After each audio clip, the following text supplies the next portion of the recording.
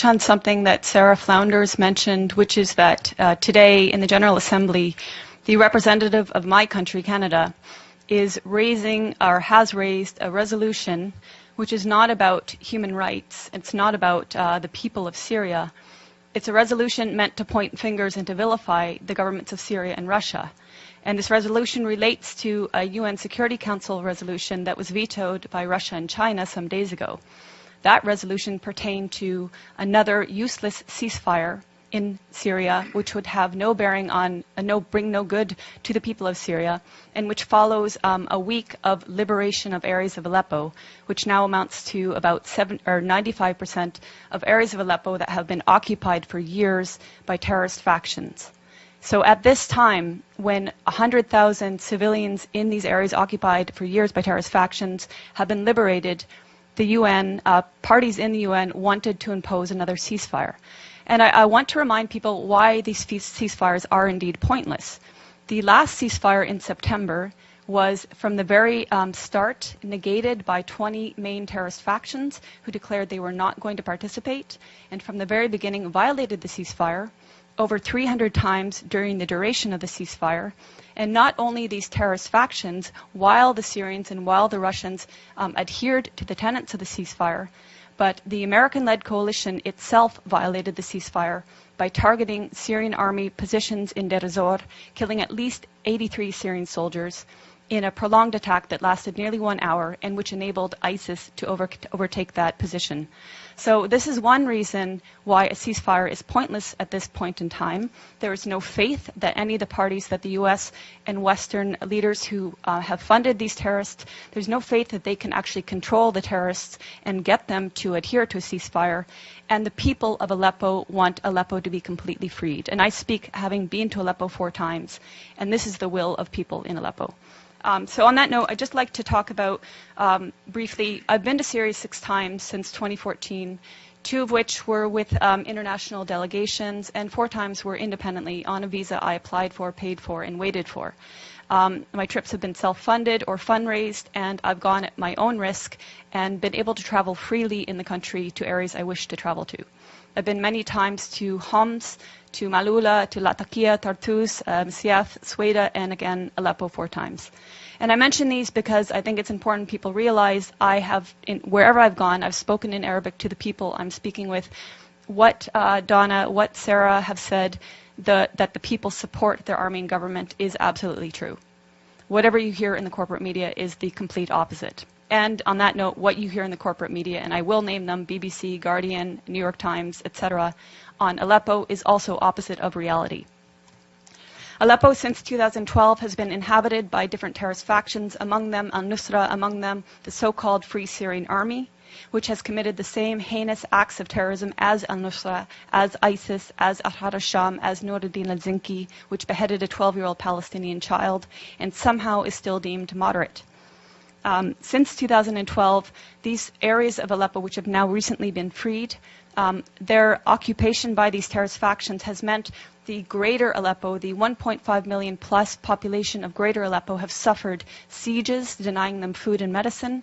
They've suffered for years a want of electricity and water, and they've suffered daily bombardment by these terrorists of mortars, of gas canister bombs, which are improvised and made locally, of water heater bombs, which are even more powerful and can level floors of entire buildings, of conventional weapons like Grad rockets supplied by the West, and etc.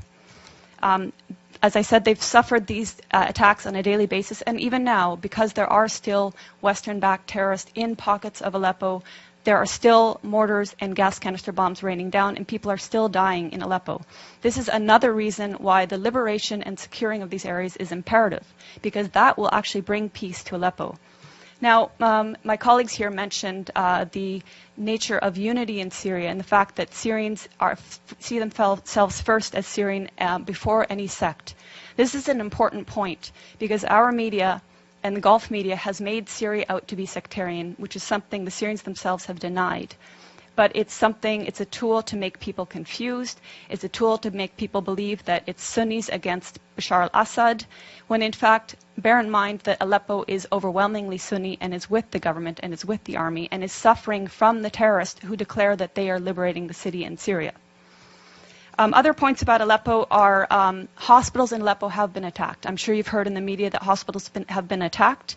Well, this media is referring to the pockets of Aleppo that were occupied by terrorists. And they have manufactured stories, and I can give you a precise account. In April of this year, there was a hospital called the Al-Quds Hospital, which in a concerted effort, all media said was attacked and targeted and badly damaged by either the Syrians or the Russians.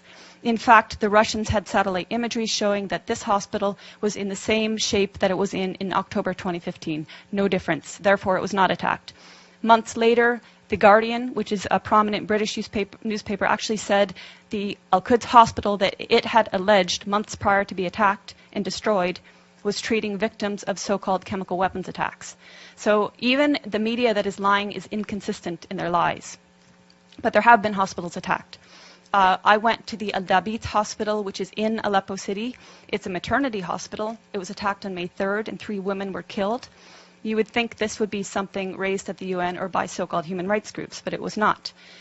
In December 2013, the Kindi Hospital was attacked and destroyed. It was the largest and best cancer treatment hospital in the Middle East. It was destroyed by al-Nusra terrorist truck bombings. And in fact, in recent media reports on Aleppo, again alleging Syrian or Russian strikes on hospitals, Fox News actually had the audacity to use a photo of Al-Kindi Hospital and allege that this is in eastern areas of Aleppo and that this hospital had been attacked by Syrian or Russian strikes. This goes to show how much the media has been lying from the very beginning about Syria and continues to lie. When I went to Aleppo, I spoke with the Aleppo Medical Association. They comprise 4,160 active and registered doctors. More lies in the media have said the last doctor in Aleppo, the last pediatrician in Aleppo. Of these over 4,000 doctors, 800 of them are specialists. So you can see that when the media talks about Aleppo, it's talking about areas that were occupied by terrorists. And it's completely negating the suffering and the will of the Syrian people in greater Aleppo. When I was in Aleppo in July, I got a taste of some of the bombings by these terrorist factions. There was an explosion about half a kilometer away at Hatat Baghdad, and I don't know how many people were killed that day, but it was close enough that it was a massive plume of smoke. About 5 minutes later, an explosive bullet fired from an area occupied by terrorists landed about 15 meters away from where I was. If it had hit parked cars, I wouldn't be here speaking. A day later, a good friend of mine, his mother, was killed by one such explosive bullet. So this is just a small taste of what people are suffering on a daily basis. In November, when I was there with a delegation of Western journalists, including from the New York Times, LA Times, BBC, etc., on November 3rd, there were a series of attacks throughout the day with Grad missiles, explosive vehicles, and other explosive bullets and snipings. By the end of the day, 18 people, civilians, were murdered and over 200 were injured, including critically. We were at the Al-Razi hospital, which is one of the main hospitals, and we saw the maimed people pour in. And this was just one day of many of endless days in Aleppo. On November 4th, we were at the Castello Road humanitarian crossing. This was a day that was meant to allow the people in eastern areas of Aleppo that were inhabited by terrorists to evacuate. And this was not the first time. On prior occasions, the Syrians and the Russians had opened 8 humanitarian corridors to enable people to leave. These were attacked by terrorist factions heavily. Even that day on November 4th, the Castello Road crossing was attacked, twice with mortar shelling when we were there and 5 times afterwards. Clearly, there has been political will and intent by the Syrian government and its Russian allies to enable civilians to leave, to minimize any sort of loss of human life. Clearly, the terrorists that declare themselves liberators of Syria do not want people to leave. They've been holding civilians hostage. And if you're following reports that are not BBC and that are not New York Times, you will see countless testimonies of civilians, of the 100,000 civilians who've been liberated the last week, saying, thank God for the Syrian Arab army that liberated us, and the terrorists were hoarding food, they were preventing us from having food. This is all documented. Also documented are that areas in these areas occupied by terrorists, including a school, were housing chemicals used to make chemical weapons. And you could see also the gas canisters that were used to make explosive gas canister bombs. In fact, even when I was in Leiramun, we saw a factory in one of the buildings that was used to make gas canister bombs. In Leiramun, we also saw evidence of the so-called Free Syrian Army that some people say doesn't exist anymore. The 16th Brigades was active there. They had a cell underground, 3 stories below, that was perfectly intact in spite of aerial bombings above ground. And I make this point because people talk about the destruction in Aleppo as if the physical destruction matters. It's the people that the Syrian government and the Syrian people care about. And the destruction in areas occupied by terrorists occurs because the terrorists are bunkering below ground, come up above ground, fire their bombs on civilian populations, and go back below ground. So I just want to address a few other myths. Some of the myths that have been about Aleppo and Syria in general have been that the Syrian government and army are starving the population. Again, I refer to testimonies of people, even people I met with in November. I met with a family of displaced people from El Halak, which is north of Bustan al-Pasha, which was an area, both areas occupied by terrorists. At that time, when I met them on November 10th, he told me that they had fled along with about 40 others on about 20 days prior, and that they had tried twice prior to flee, but they were prevented violently so from doing so by the terrorists that inhabited those areas. This is the case. These are the testimonies coming out of Aleppo now. People saying, we tried to flee, they wouldn't let us, they shot at us. There are also videos showing people who did manage to flee coming under fire and the Syrian army actually protecting them, acting as human shields. So that's to say that what we've been hearing in the corporate media is not depicting an accurate image of what's happening in Aleppo. The corporate media is saying that the Syrian army is attacking people, and until today, the corporate media is maintaining this, even though the exact opposite is true. I would ask you to follow the voices of people in Syria who, like my colleagues here said, they want you to speak the truth. They're tired of lies. They're very well aware of the lies that our media is purporting and that our human rights groups are purporting. They want an end to the violence. They don't want this war to continue. They didn't ask for this war. But as my colleagues stressed, Syria is a sovereign nation. It has the right to fight against terrorism. And we know that 101 of 193 UN member states have sent terrorists to Syria to slaughter and destroy. So Syria is fighting a war against terrorism. It's winning in Aleppo, and hopefully either the terrorists will accept a deal to be transported out of Aleppo, hopefully they will participate in the Musalaha, the reconciliation, will lay down their arms, will take the amnesty offered to them by the government and which has been taken by thousands of former militants. And hopefully, above all, the U.S. will stop supporting terrorism and stop funding terrorism. And hopefully this new bill will take fire, will be supported, and actually it will be impossible to fund and armed mercenaries from FSA, Ahrar al-Sham, Nuruddin al-Zinki, and all the colors in between, because they're all the same terrorists. Yeah, thank you. Thank you, Eva. Very informative. Thank you very much. Now we are open to questions, if there are questions. The gentleman in the back. Thank you very much. I'm Christopher Ronneberg with the Norwegian newspaper Aftenposten. A question for, or two questions for Ms. Bartlett here. As a journalist, I'm sure you can appreciate getting other impressions than empirical impressions from the ground.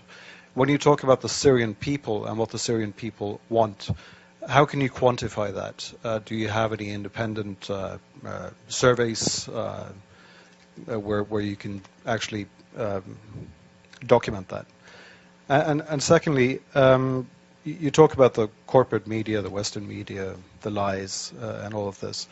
Could you explain what you think might be the agenda from us in the Western media, and why we should lie, why the international organizations on the ground should lie, why we shouldn't believe all these absolutely documentable facts that we see from the ground, these hospitals being bombed, these civilians who are talking about the atrocities that they have been experiencing. How can you justify calling all of us liars? Sure. Thank you. I mean, there are certainly honest journalists amongst the very compromised establishment media. Let's start with your second question. So, international organizations on the ground. Tell me which ones are on the ground in eastern Aleppo. Yeah, okay, I'll tell you, there are none. There are none. These organizations are relying on the Syrian Observatory for Human Rights, which is based in Coventry, UK, and which is one man. They're relying on compromised groups like the White Helmets, which, let's talk about the White Helmets. The White Helmets were founded in 2013 by a British ex-military officer. They have been funded to the tune of $100 million by the US, UK, and Europe and other states. They purport to be rescuing civilians in eastern Aleppo and Idlib, yet no one in eastern Aleppo has heard of them. And I say no one, bearing in mind that now 95% of these areas of eastern Aleppo are liberated. The White Helmets purport to be neutral, yet they can be found carrying guns and standing on the dead bodies of Syrian soldiers. And their video footage actually contains children that have been recycled in different reports. So you can find a girl named Aya who turns up in a report in month, say, August, and she turns up in the next month in 2 different locations. So they are not credible. The SOHR is not credible. Unnamed activists are not credible. Once or twice, maybe, but every time, not credible. So your sources on the ground, you don't have them. As for your agenda, not your, but the agenda of some corporate media, it is the agenda of regime change. How can the New York Times, I was reading it this morning, or how can Democracy Now!, which I was reading the other day, maintain until this day that this is a civil war in Syria? How can they maintain until this day that that the protests were unarmed and nonviolent until, say, 2012? That is absolutely not true. How can they maintain that the Syrian government is attacking civilians in Aleppo when every person that's coming out of these areas occupied by terrorists is saying the opposite? So that's with regards to your question on lying Western media. How do I quantify the support of the Syrian people? The elections. In 2014, the Syrian people held elections. The voter turnout was 88%, including people in Lebanon where I was during the elections in Lebanon, which were actually ran for 2 days, extended hours, people walking for kilometers to reach the embassy, including people who flew from their own countries like mine, which has criminally shut the Syrian embassy so that Syrian people have no rights, and including people within Syria who braved a torrent of terrorist mortars and missiles on election day. And yet, voter turnout rate was something like 88%, I believe. And then the election, the results were 78, I believe. I think Tim Anderson gives you the opposite. Okay, I might get the turnout wrong. So the results. 74 was the participation. 74 participate, 88. Was the vote. Okay. Anyway, the point being, overwhelmingly, the people support President Assad. That's based on elections, based on my own travels. Okay, so that's subjective. But as I said, I've traveled around Syria, talked with people of all faiths, all walks of life, and there are people that want change in the government. We're not pretending they don't want change. Everybody wants change. But in terms of support of the government, the point is they don't see President Assad as the problem. They see the problem as terrorism. They see elements of problems in the system that they have there. But President Assad, they don't see as the problem. They actually overwhelmingly support him. So I'm basing it on their choice in their leader, and I'm basing it on my interactions with people in Syria and Lebanon.